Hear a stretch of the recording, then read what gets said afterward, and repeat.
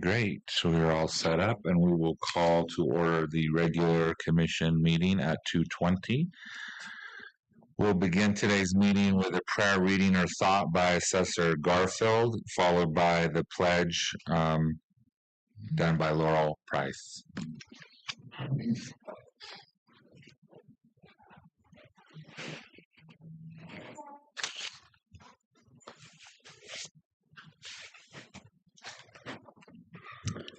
Our dear Heavenly Father, we thank you for the chance to gather together and discuss the concerns and issues that face Utah County. We ask, please bless us, that our conversations will be productive and that we can get to the root of the problems and solve them.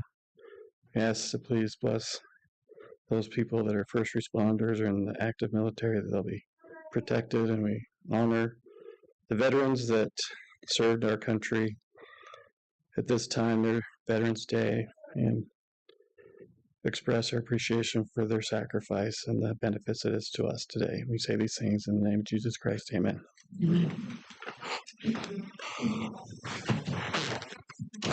Please stand and repeat the Pledge of Allegiance.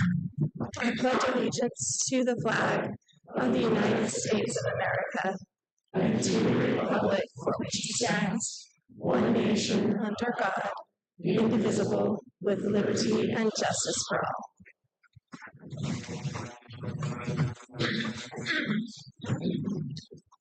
Okay, thank you both for that. Next, we're already in November, so it's time for Employee of the Month. And it's in my portfolio in the Children's Justice Center, as I see a lot of our folks here today. Thank you. We'd like to nominate our forensic interview technician, Heidi DeSandra, for Utah County Employee of the Month. So thank you.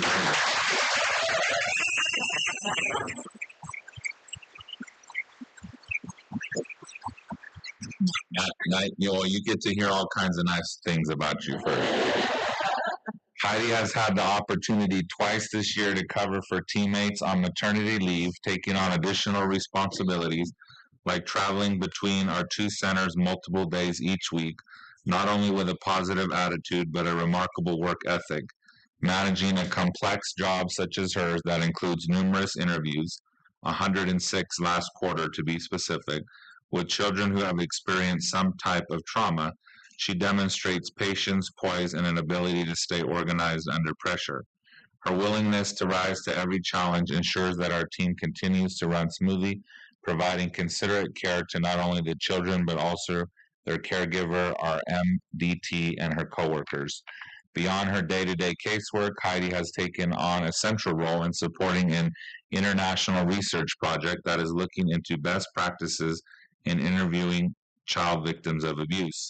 This initiative requires careful preparation, synthesizing and coding information, and contributing insights back to the research team.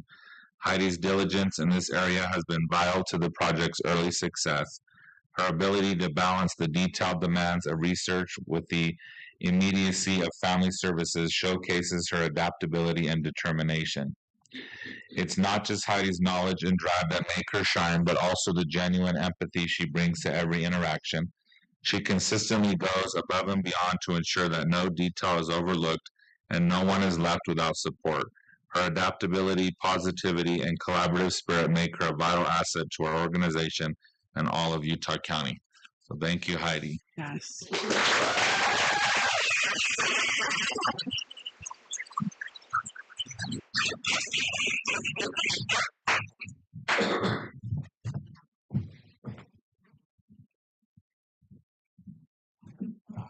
So you get some.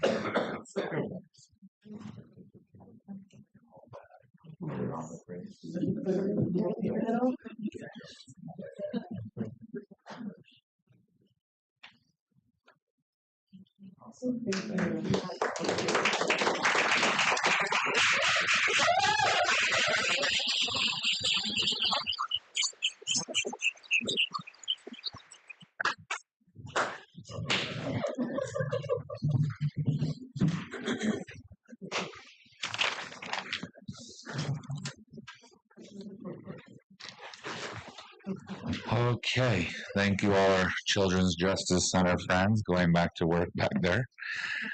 Next, we will hear our annual report from the USU Extension.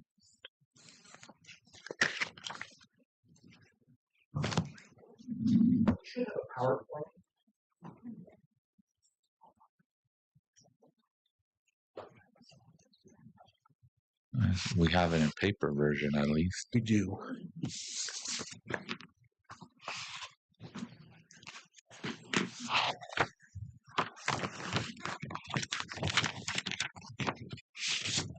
Okay, we got it. Do you have a clue?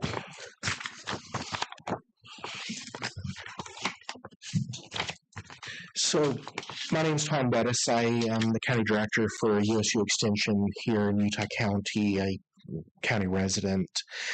But we're here to present briefly some of our accomplishments for the year and then our proposed budget for 2026. So if you'll advance, I appreciate it. So County Bee Inspector, I just wanted to get this out of the way. I talked with him and I told him he may need to come in for 5 or 10 minutes. But during our conversation, he said that he will have used almost to all of the $6,000 allocated for 2025. He said that Utah County has experienced 70% colony loss. There's multiple reasons: pesticide misuse, varroa mites, American foul brood. Honeybees are just not a native bee here, and they've had a grace period, and just mishandling them, things are catching up to them that hadn't in the past. And so he has requested $9,000 for 2026 because we've got so many new hives that will be inspected. And he said that in addition to that, people, I guess, are isolating the hives a little more to try to keep the bees healthier. And so he projects that there will be more travel. And so he requested a $3,000 increase over the 6 that was allocated. Okay. That's a very disturbing number. 70% colony. Yeah, that's the national average is around 70%. Okay. Yeah. It's a conversation for another time. There are native pollinators that we can, put up, build habitats and things for that can mitigate that a little bit. But yeah, the national average is we're losing 70% of the hives annually. So. Thank you. Okay. So, USU, for the money that we gratefully receive from the county, we are able to bring in grants and in-kind donations and things, and these are just totals per program area. What we have brought in, this is for the 2025 calendar year, on the money that has been allocated to faculty and staff at Utah County. Now, some of these programs are multi-county, but they're in general administered out of the county, and the bulk of what happens is here in the county. So, okay, go ahead with next slide. And so here's just our operating budget, our program budget. We're not requesting any increases. We will be able to hold steady with what we were allocated last year. And I'm not really... we are in the middle of working out new digs for a move and things. I figured that could be a discussion for another meeting, just to a limited time here. So that is top of mind for us, but I haven't addressed that in this presentation at all. Just so you know, when we met with Central Utah Water last month, and we specifically asked them to work with you on that. Yes, and they've given us until July of 2026, July 1st, to be out.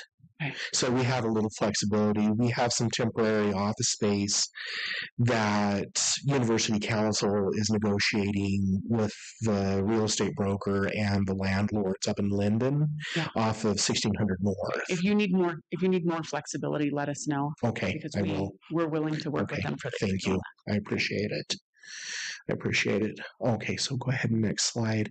Now we're gonna kind of have a train of people coming through, and I'm gonna turn the time over to Michael Karen just to try to introduce some of our different faculty and things that don't present as much. So I'm gonna turn the time over to Michael. Okay. Thank you, Tom. Thanks, Tom. I'm Michael Karen with USU Extension here in Utah County. I'm the horticulture And so I work a lot with homeowners and growers well, we have a lot of projects. So if you go to the next slide, I'll talk about that. What I've been mainly involved with this last year is looking at commercial grape production and trying to establish some vineyards in cooperation with some growers in Utah County to evaluate the feasibility of growing grapes and selling grapes locally. See if there's a market that can justify them transitioning into other fruits like grapes.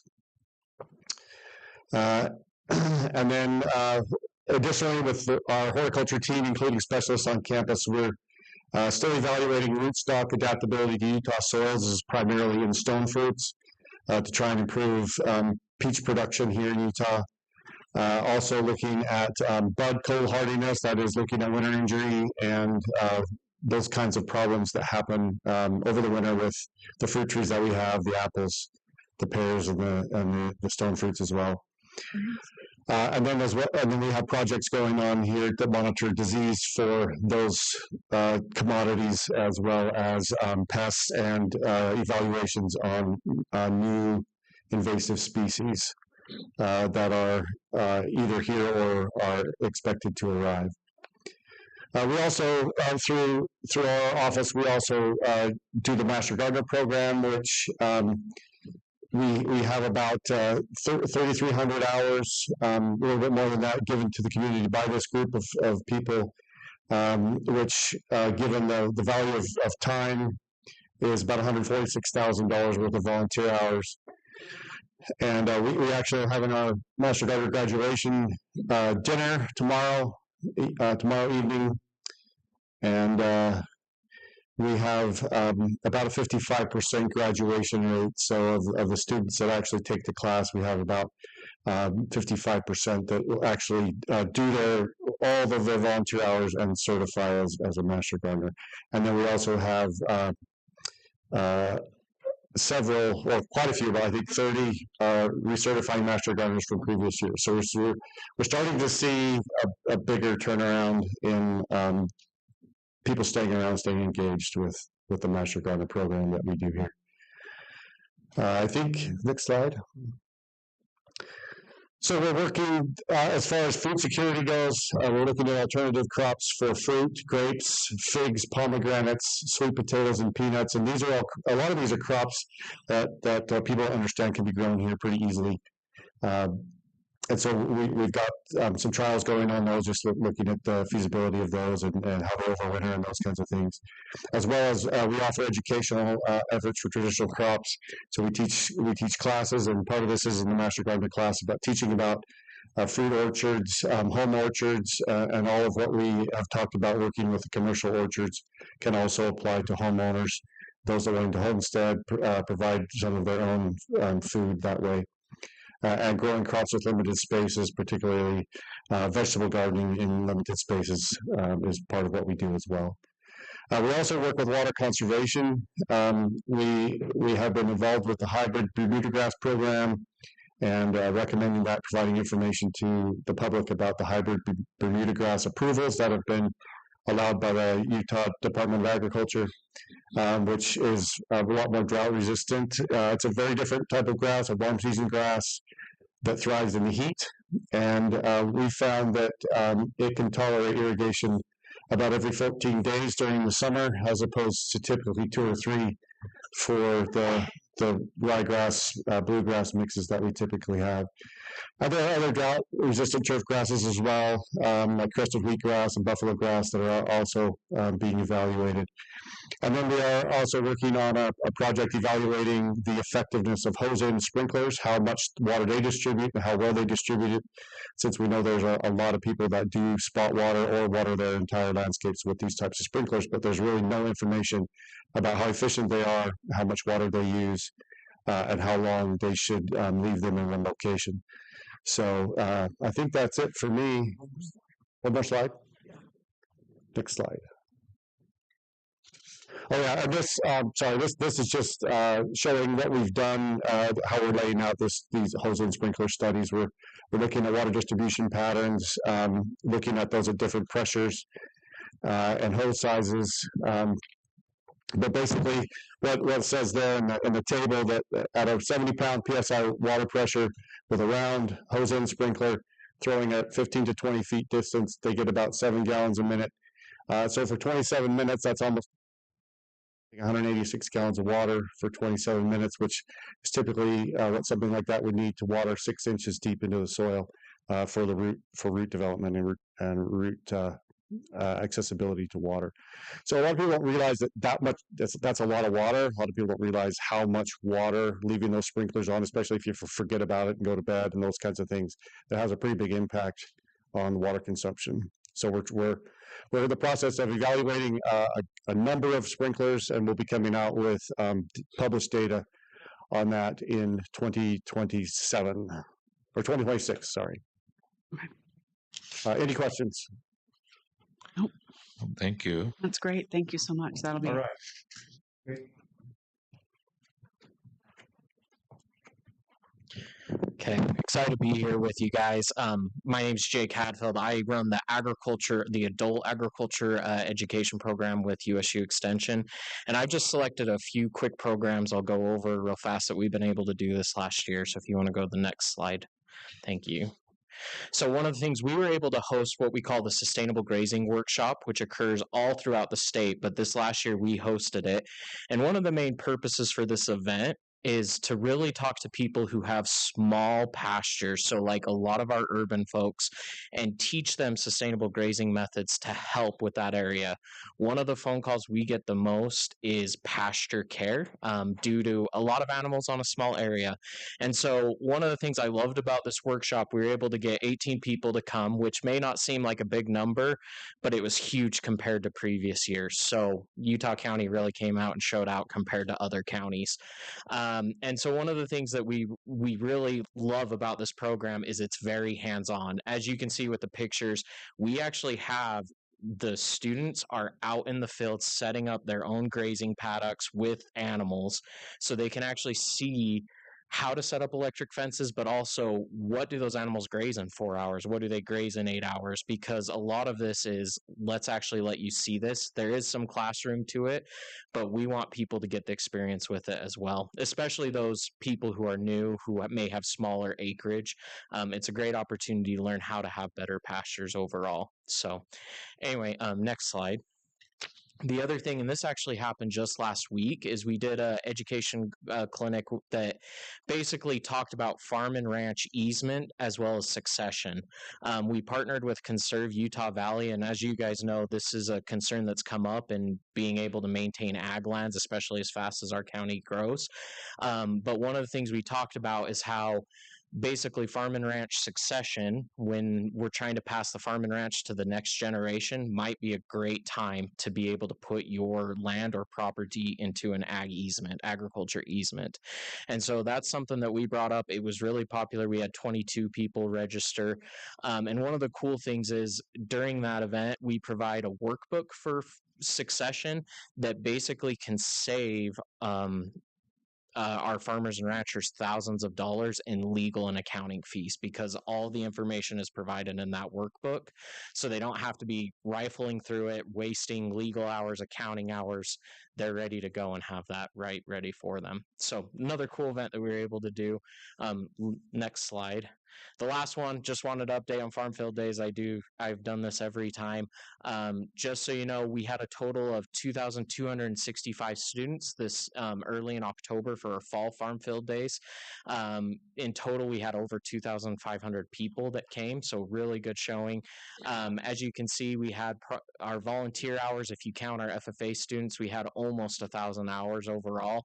And if you look at the volunteer hour rate, we figure that's a total value of about $33,000. So really, this program's still going strong. Things are moving right along.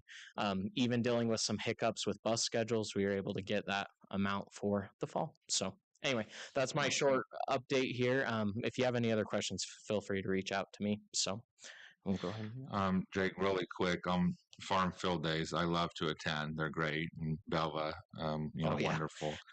But with the school district splitting, The West District will have the Saratoga farm. The Central will have our equestrian. The South will not. So just on your radar, if you see any opportunity for a small farm to acquire, then kind of bring it to our attention. We have resources available for that. Okay. And I'd love for all the districts to have an active farm. Okay. Well, and right now, what I think the plan is, so the West will go out to the Westlake farm that you're talking Correct. about. Central will stay with the equestrian center, I'm hoping, and I'm hoping that can actually take in 2 districts right there. And then South is Harvard's. We're hoping they can continue to do most of Nebo school district. And so, but that is good to know. I Does really anyone do appreciate that. Provo? Usually we try and keep that on with Harvard's just because Okay. it's, Yeah, I it's mean, so close, not yeah. too far. But in your day to day, if you ever see an Orem, Pleasant Grove, Provo property that will work, keep that in mind. okay, that's perfect. I really appreciate that. How many families came to the farm and ranch easement succession? So in total, there's probably about, we actually try to keep it down because if you get too many families, Yeah. it can get hard. I think we had, if I remember right, 11 families there. So each sent an average of 2 people.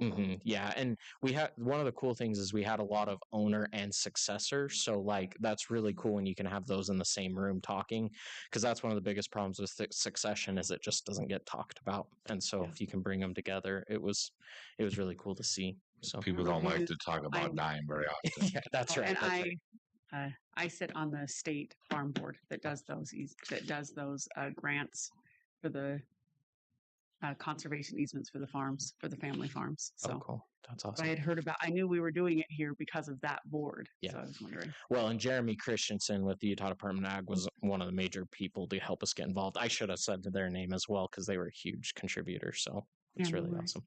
Okay. Thank you. Yep. Thank you.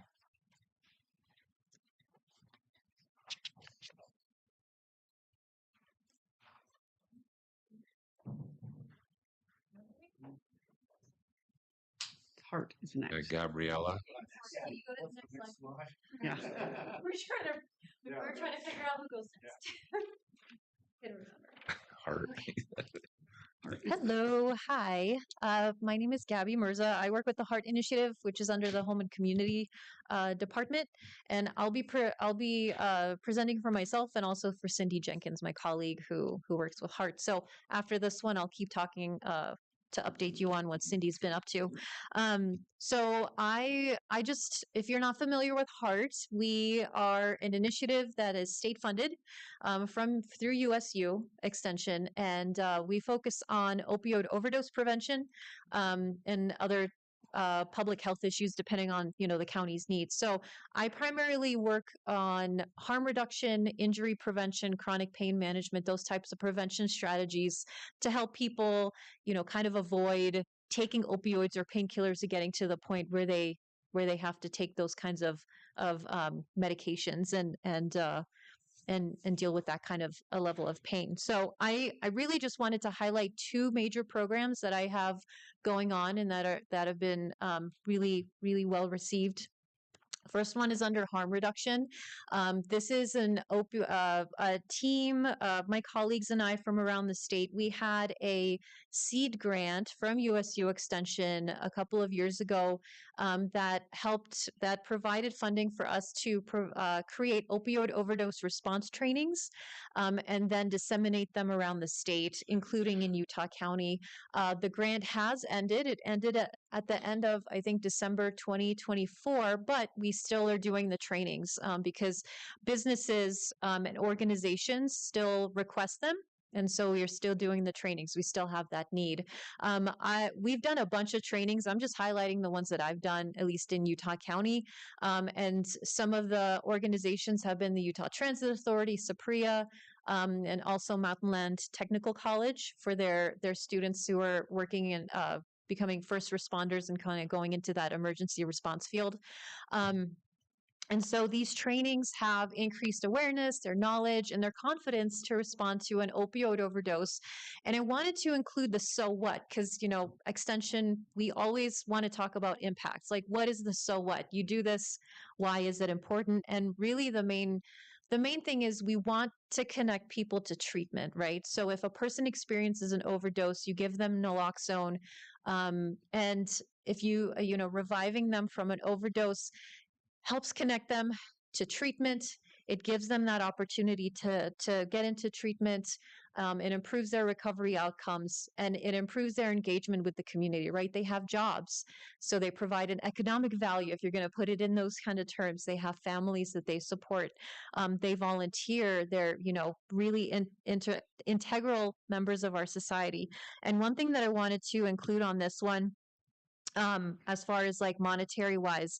So the treatment for mental health and substance use disorder together, if someone is in treatment for those conditions together, can be between $7,000 to $30,000, and that depends on the length of treatment and the treatment facility as well.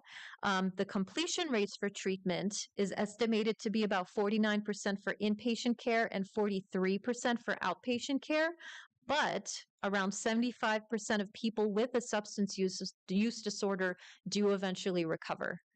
It does usually takes multiple times, multiple treatment, multiple recovery attempts, but 75% is huge. So we want to give them that opportunity. And then the second one, second major program falls under injury prevention. And this is another seed grant from USU Extension that allowed us to disseminate or implement a strong body strength training program. This is evidence-based. It's from Tufts University. It's been around since like 2003, I think, 2003, all over the nation. And this is the first time we have it. We're implementing it in Utah, in 7 counties in Utah County. This is how many series. This is a 3-month program where participants are coming to the extension office or to the location 2 days a week for 1 hour over 3 months, and they keep coming. They do stay, and they keep coming. And so with these classes, they're increasing their strength. And this is for older adults as well. This is for aging adults. So our average age is in the 60s, like 63 years old. And so they're increasing their strength. They're improving their balance and flexibility. They want to do strength training. They feel confident that they can strength train safely and effectively. And so the so what of this whole thing is just, as we age, muscle mass decreases, the chance of falls increases. So strength training becomes increasingly important as we age. And so being able to help them reduce the falls, hospital visits, which can cost around $30,000, and that doesn't even include follow-up care, physical therapy, those kinds of things. And so helping them reduce having to go to the hospital and improve their recovery outcomes if they do have an injury. So those are my 2 programs. And the next slide has my contact information. So if you want to know more, I'm happy to talk about more stuff. And then let me talk about really quickly about Cindy's programs. If you can go to the next, I think the next slide after this one. So Cindy really just wanted to talk about Create Better Health. This is Utah's SNAP Ed program. And so SNAP Ed funding has been cut. So Cindy manages Create Better Health for you in Utah County. SNAP Ed funding has been cut, but the state leadership team for Create Better Health secured about $300,000 from a private donor to continue doing programming and providing these services in Utah and Cache counties. She did hire a new educator who has been trained, and they're beginning new classes. They're still teaching, or they are teaching classes in English and Spanish. And so everything is kind of going as is. There are some changes and tweaks, of course, but the grant funding does help. So if you would like to know more about this and kind of speak to her, then her information is on the following slide, but you can get more information from her as well. But she at least just wanted to share this. Is this the program that teaches families how to make nutritious meals with the food that they get? Correct. Okay. Yes. Yeah. So Create Better Health. They get families get these SNAP benefits. This program teaches them how to make healthy meals, but also how to budget, how to it helps connect them to resources and services. If kids are bringing food home, if the schools are providing food and the kids are bringing food home, then what to do with that food, how to basically, cook together how to use the food, connecting them to different types of community resources as well if they have other needs that are related to their financial situation or otherwise. So yeah. Thank you. Thank you. Yeah, That's thank very you. valuable. I did work with refugees when I lived in Canada, and it was shocking to me how many of the refugees came and we would give them food and they didn't know what to do with it. Oh yeah. That's the same here as well. People get food, or kids just have never had certain vegetables and they get them, are like, I don't know what to do with this. Right. Or like what it even tastes like. So yeah. So this program does help them kind of make that connection. Yeah. Thank you. Thank you. Thank you. Well, today Michaela and I get to talk about the 4-H, and we're obviously very passionate about it because we get to work with some of the most amazing youth in Utah County. So if you go to the next slide, we'll just share a couple of things from our impact report this year. We had 827 enrolled 4-H members. And as you kind of can glance through here, some of the things that I just love to point out is a strong work ethic, problem solving, and just being responsible for their actions. These are things that 4-H youth specifically are saying that they learned and feel prepared for in life. Which, as you kind of look at those things, it can be kind of hard to put a dollar value to what 4-H can do in one's life. But from a study at Westat from Tufts University, found that for every $1 invested into a 4-H youth, there's a $40 return in economic benefit to the young person, their family, and the community.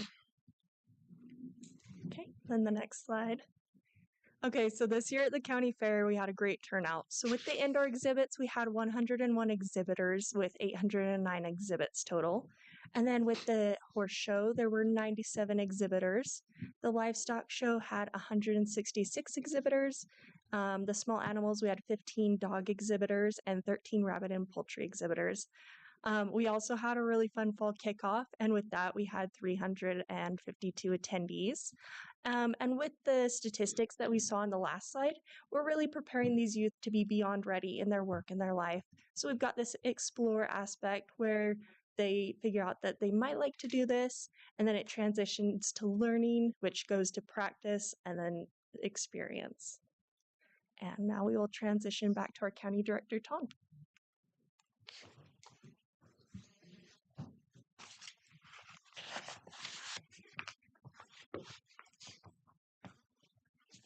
So this is just a bit of what we have going on.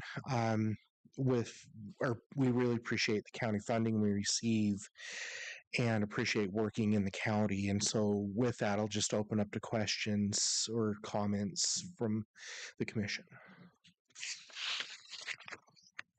No, If there's anything. I think my favorite picture from the county fair was one of the poultry exhibitors walking around with his chicken on his shoulder. Pretty awesome. Yeah. We've given you more information in some folders. I printed some weed fact sheets that Mike, me, and Jake have been working on. Weeds of concern in Utah County. 2 of them are very toxic. One internally and externally. Jake's been working on western licorice, which has become problematic along some of our rivers here and pastures and things. And so we couldn't get to everything, but those are in your folders. And again, we appreciate the time and appreciate the funding. So, Commissioner Gordon, anything? It's just, when I'm supposed to have a favorite child, I have 6, and I tell all of my 6 children I love them all equally. But as far as friends with Utah County, these guys are probably my favorite kids for, many reasons. I'm going to have to agree. Thank you. You've done well. And I think you guys, the money you get from us, you maximize it, you combine it with donations. You guys really exemplify taking a government dollar and making it go significantly further. And I think the impact you do with that is very obvious. So thank you. Thank you. All right. Awesome. If there's Thank nothing you, else, Todd. I appreciate it. Thank you. Thanks for all your work. Thank you. Okay, now we will build today's agenda, starting with consent. Any to be held? Number 8. Yep, number 8 was the one I had on mine. Commissioner Gordon, any additional consent? Not on consent, no. Okay. Moving into regular, couple edits. We will strike 7 and 10 from the regular agenda, and we will continue 8 and 17. And then any holds 12 outside. for me. 12? Yes, Okay. please.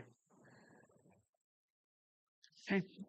Those were the ones that I had. So Okay, 14 for me. And then we will hold closed session 20 and strike the rest. Mr. Chair, if I might, Adam Bex requested to hold 15 to provide some clarification update. Okay. Okay. So Jolynn, I have hold consent number 8, hold regular 12, 14, 15, and hold closed session 20. Yeah. With the repeat with strikes and continues, please. Okay, on consent, we will hold number 8. On regular, we will hold number 12, number 14, number 15. On regular agenda, we will strike number 7 and number 10. And we will continue to our next meeting, November 19th, number 8 and number 17. As far as closed, we will hold number 20, and we will strike 21, 22, and 23. Perfect. Okay, starting with consent number 8. Commissioner Gordon, we'll tee that one up to you. Yeah, I mean, I know you held this. This is really why I held 12, because it goes on regular agenda. They go hand in glove with our efforts with the upcoming warning season, warning center season that will start next week. As we met Monday as a group, we know that we will see turnover on our group with the most recent election. We will lose Provo, we will lose Lehigh, we will lose Vineyard, and did I miss one? No.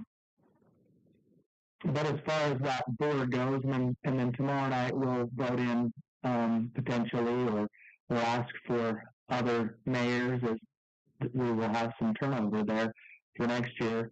So our efforts, so I'm only highlighting those outgoing mayors as, having been there from the start and really helping get this program started as what we've oftentimes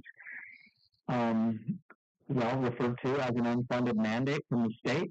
I think we've struck a very good balance as a county to be able to keep this vulnerable population in our community warm at night and work together with those that have been doing this for decades, literally since the 70s and before.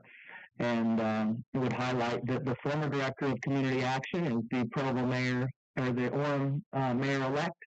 So we look to her to probably take a active role as well on our board to help us moving forward. But these two items really are a opportunity for us to continue our good partnership with our friends at Community Action. And item 8, of course, is as we looked at the costs of having police officers and deputies from the Sheriff's Department there all night, we were able to explore a state contract with a security company. Other counties do the same, and it seems as though this is a good opportunity for us to have trained individuals there that will help us, as this year will be a new mandate to search bags for those individuals coming to the warning center. So as we search their bags, these people are trained to do so, and we're able to offer or contract with this service at a fraction of what it would cost us to pay officers overtime. And we obviously already know our officers are taxed in our jail and on the streets in enforcing and helping us fight crime. So to ask them to come and take overtime shifts, we were really thrilled to be able to do that. So both those items, I've kind of encompassed my thoughts there. And then I'm not sure if you have anything else you want to add, Skylar, as you've been kind of attending a couple of our meetings. Yeah. I don't think we give you enough kudos for this. 4 counties are required to do this. There was 5 last year and 1 got out of it. So there's 4 counties that are required to do this, and we absolutely do it the best by far. And so kudos to you. Balancing the threat of law enforcement and social services is not easy. Very different roles, very different competing missions, and so you've been able to do that very well. It's taken a lot of work from a lot of different organizations to get where we are, and I'm excited to start next Monday. I think last year was successful, and this year will be even better. It will be safer. It will be more organized. We have better and higher expectations of people. And I think that's the message that we want out is Utah County will absolutely give you a warm spot for the night, but we also have expectations. You need to improve your life. We have many resources available to do that. And we have many people willing and able to get you, in a much better situation. So, we've had to move the bus stop. We've added a second bus. We've moved to 1 location instead of 3. We have bag checks this year. We have digital check-in. There's a lot of improvements. So I'm excited to see how it turns out. And I'll go visit next week with you on opening night, and I look forward to a good season. So thank you for your efforts, and thank you to Nicole. Worked very hard on that security contract as well. So thank you to Commissioner Gordon and Nicole for that. Yeah, I want to definitely echo that. I think it's the perfect example of an innovative partnership between nonprofits, government entities, private industry, and volunteer work from the community. It has all of those elements, and I think your coordinating of that has just been it's been a masterclass in how to have a community come together to support each other without an undue burden, right? So well done, and I'm excited for this contract. I think it's a good solution for us to keep everybody safe, but also do it at a reasonable cost. So thank you. Commissioner Beltran, I also want to highlight that if people haven't read in the paper that Wayne Niederhauser is going to retire from the position as the state homelessness director, and I don't think we could have been luckier with their pick at the state level to put Representative Tyler Clancy, Provo police officer, in that position, who will obviously be doing a different role. And so I just want to highlight that. I don't think we could have asked for a better representative to move into that position for us to really help with, as Utah County does strike a very good balance with this. Yeah, I'm excited for that. Yeah, absolutely. If people want to, one more thing, if people want to volunteer, Commissioner Gordon, you want to tell us how they do that? Yes, all of the links can be found on Community Action's website to sign up for shifts, different shifts throughout the evening, and to be able to. They just need people there to help check them in and just make sure that they are, really just bodies there in case volunteer leaves. I mean, it's I believe like a 8:30 to midnight-ish shift, and then a midnight to 4 or 5, and then an early morning shift.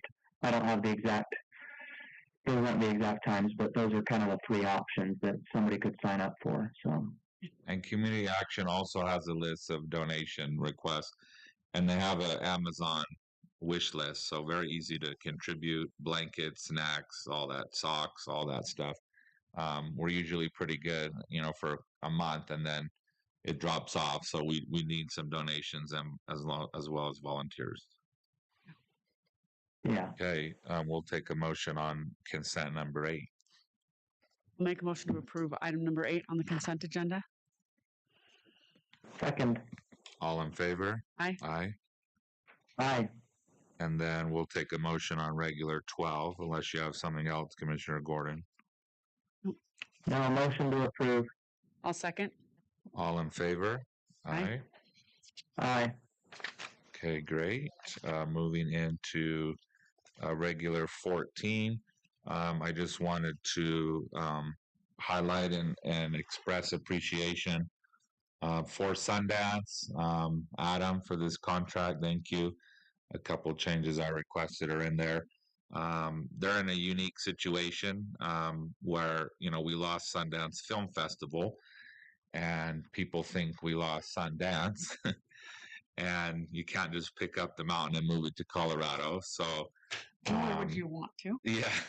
So this is some marketing dollars out of TTAB, out of our marketing fund, to help them kind of navigate that and welcome people to Utah County and to Sundance. They are absolutely the jewel of this community. Anytime we host anybody, we take them there. They're very helpful to that. Anytime BYU Athletics hosts somebody, they bring them there. They're very helpful to that. So they bring tremendous value to the community. And so I just wanted to make sure and highlight that good partnership that we have with them. Yeah, absolutely. And I'll take a motion on 14. I'll make a motion to approve item number 14. Second. All in favor? Aye. Aye. Aye. Okay, 15, Adam.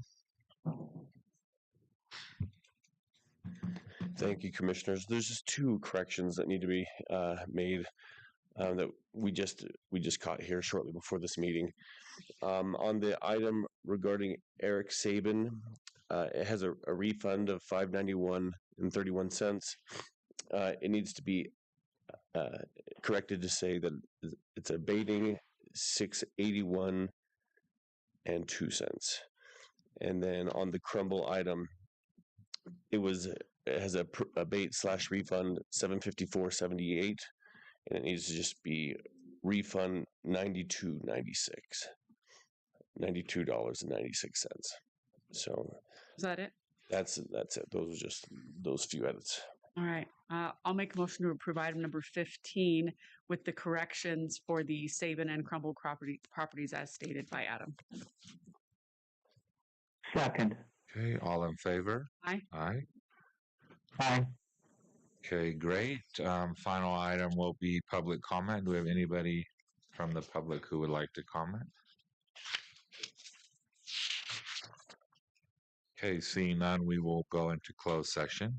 Thank you, everybody. Thank you.